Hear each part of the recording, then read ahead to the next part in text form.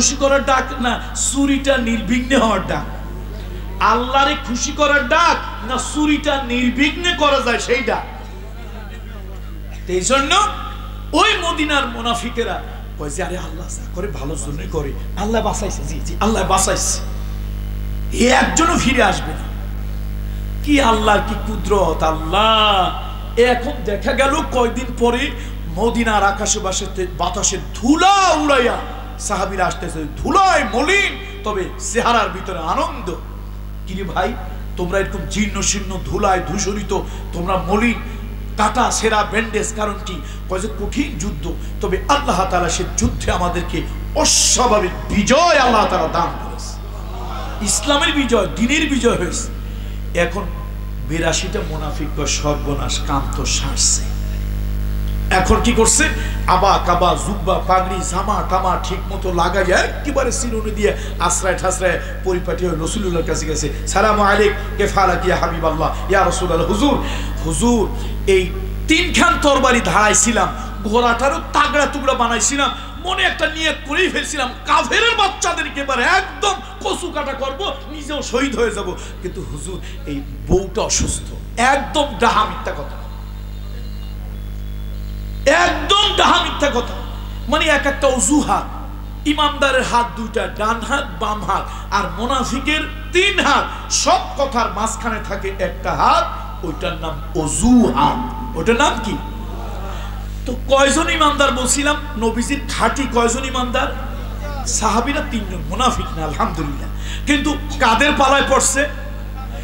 সাহাবী সঠিক খাঁটি, মুনাফিক না, ইমানদার, আলহামদুলিল্লাহ।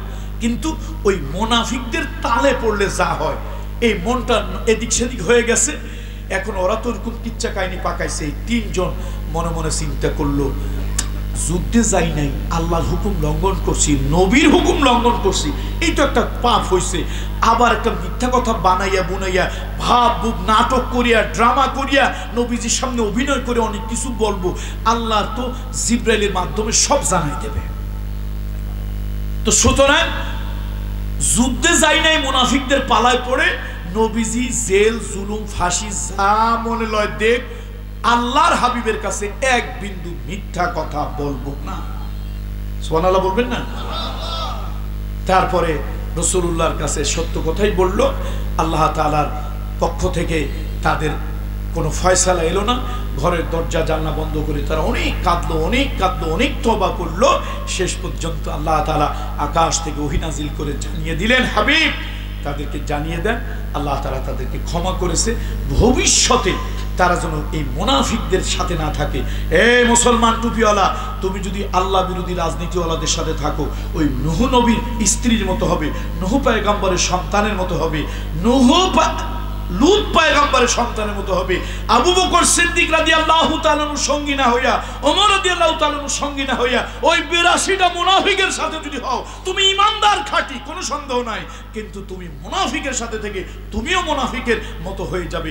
এই জন্য আল্লাহ তাআলা সাবধান করে দিলেন, ওয়াকুনু মা'আস সাদিকিন, ওয়াকুনু মা'আস সাদিকিন। খবরদার, এরপর থেকে আর এই হিপোক্রিট, এই মুনাফিকদের সাথে আর চলা যাবে না, তাদের সাথে থাকা যাবে না। সুতরাং সাবধান, জিন্দেগিটা সাবধান। আল্লাহ তাআলা উদাহরণ দিয়ে বলেছেন,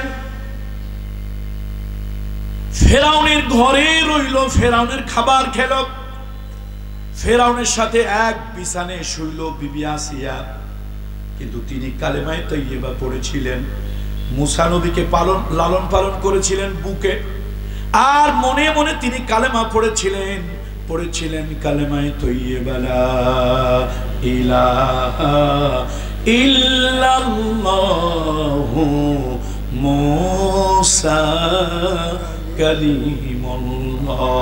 ফেরাউনের ঘরে রইল, ফেরাউনের খাবার খাইল, ফেরাউনের রাজ সিংহাসনে চলল।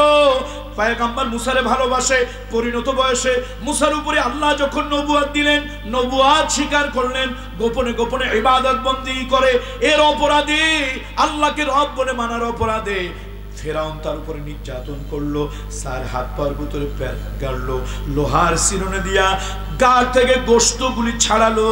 এরপরও তিনি কালেমা ছেড়ে দেন নাই, বরং আল্লাহকে বলেছেন ওয়ানাজ্জিনি মিন ফিরআউনা ওয়া আলিহি ওয়ানাজ্জিনি মিনাল কওমিজ জালিমিন। ও আল্লাহ, এই জালেম সরকার আর তার সেলা চামুন্ডা এগুলা আমাদের উপরে অত্যাচার করে, নির্যাতন করে। আল্লাহ, ওদের অত্যাচার নির্যাতন থেকে আমারে বাঁচাও, উঠায় নাও। এই দুনিয়ায় থাকতে চাই না, তবে আল্লাহ ঈমানের সাথে রাখিও, আর তোমার কাছে জান্নাতে একটা ঘর বানিয়ে দিও। আল্লাহু আকবার। আল্লাহ তাআলা সে আসিয়ার জন্য ঘর বানিয়েছিলেন, ফেরাউনের ঘরে থেকেও তিনি বেহেশত দেখলেন, আল্লাহর ঘর পেলেন, আর নবীর ঘরে থেকেও কাফের হয়ে গেলেন। ওয়াকুনু মা'আস সাদিকিন, শুধু সৎসঙ্গ না হওয়ার কারণে, অন্তরের ভালোবাসা পয়গম্বর, আল্লাহওয়ালা, নবী, দ্বীনওয়ালা, ইসলামওয়ালা এদের সাথে না থাকার কারণে। আল্লাহ তাআলা আজকের এই মাহফিলটাকে কবুল করুন। যে সংগঠন এই মাহফিলটার ব্যবস্থা করেছেন, আল্লাহ তাআলা তাদের প্রতি রহম করুন। সনুয়া হিলফুল ফুজুল যুব কাফেলা, তাদের এই মাহফিলটাকে আল্লাহ তাআলা কবুল করুন। ভবিষ্যতে আরো ভালো করে মাহফিল করার তৌফিক দেখ। তবে এলাকাবাসী ভাইদেরকে বলি, ভাই, বিভিন্ন দল মত পথ আপনারা একসাথে থাকবেন, কেউ কাউকে এরকম মন ভাঙা কাজ কারবার করবেন না। আল্লাহ আমাদের সকলের প্রতি রহম করুন। এই এলাকার সব ভাইদেরকে কবুল করুন। এই গ্রামের সব মুর্দেগামদের কবরের আযাব আল্লাহ তাআলা মাফ করে দিন। আল্লাহুম্মা সাল্লি আলা মুহাম্মদ ওয়া আলা আলি মুহাম্মদ কামা সাল্লাইতা আলা ইব্রাহিম ওয়া আলা আলি ইব্রাহিম ইন্নাকা হামিদুম মাজিদ। আল্লাহুম্মা আমিন। ربنا ظلمنا أنفسنا وإن لم تغفر لنا وترحمنا لنكونن من الخاسرين ربنا لا تزغ قلوبنا بعد إذ هديتنا وهب لنا من لدنك رحمة إنك أنت الوهاب। আল্লাহ তাআলা, আমরা কোরআন হাদিসের আলোকে কিছু কথা শুনলাম।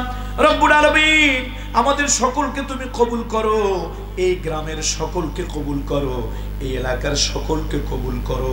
এলাকার মুর্দেগামদেরকে মাফ করে দাও, কবরের আযাব থাকলে মাফ করে দাও। মুরব্বীদেরকে ঈমানের সাথে রাখো, ঈমানের সাথে খাতিমা বিল খাইর নসিব করে দিও। আল্লাহ, আমরা যারা আছি দ্বীনের উপরে চলা, দ্বীনের কথা বলা, দ্বীন অনুযায়ী কাজ করার তৌফিক তুমি আল্লাহ তাআলা দান করো।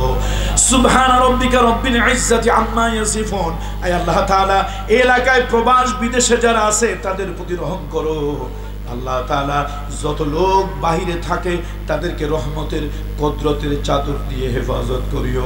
আল্লাহ, এই সংগঠনকে যারা টাকা পয়সা দেয়, আল্লাহ তাদের প্রতি রহম করিও। এই সংগঠনের প্রত্যেক সদস্যকে দিনদার, ইমানদার, পরহেজগার বানিয়ে দিও।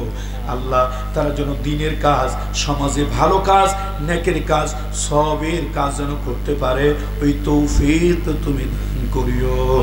ও সাল্লাল্লাহু আলা খাইরি খালকিহি মুহাম্মাদিন ওয়া আলিহি ওয়া আসহাবিহি আজমাইন। আয় আল্লাহ তাআলা, মনের মধ্যে একটা ব্যথা, একটা যন্ত্রণা।